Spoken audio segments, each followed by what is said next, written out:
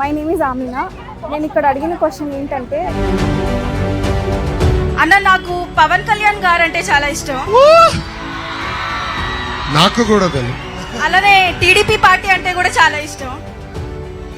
మీరిద్దరు కలిసి ఎన్నికల్లో రావడానికి కారణం ఏంటి? మీరు విడివిడిగా ఒక్కటే వస్తే ఓడిపోతారేమో ఏమైనా భయమా మీకు? మా స్వార్థం వల్ల ఆంధ్ర రాష్ట్రం నష్టపోకూడదు అనేది మా లక్ష్యం. ప్రతిపక్ష ఓటు చీలకూడదు, కలిసికట్టుగా ఉండాలి.